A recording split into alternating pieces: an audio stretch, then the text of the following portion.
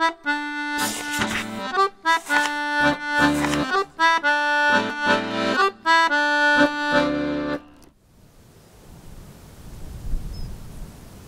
is Nick de Wit, ek is 80 jaar oud. Ek was in die weermag toe ek 19 jaar oud was. En ons was op, soos hulle gesê het, manoeuvres aan die Drakensberge aan die Lesotho kant.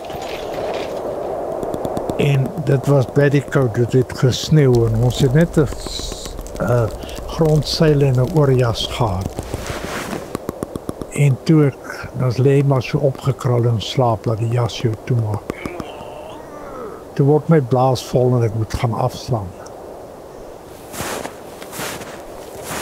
Man, en ek gaan en ek haal uit en ek begin lekker water afslaan.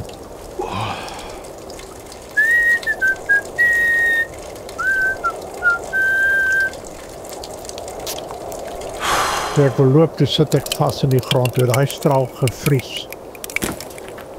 Het kost my om afbreek om terug te loop.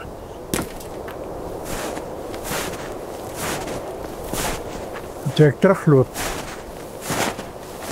toe voel ek iets in die waai van my boot. En ek haal hom uit, en hy is so dowwerig, en ek vryf hom hier teen my lyf, dat hy bietjie blink word, dat ek sien wat het is. En toe ek hom vryf, toe sê, toe is het altyd 'n poep wat gevries het. Kan jy glo, van koue kan die my niks vertel nie.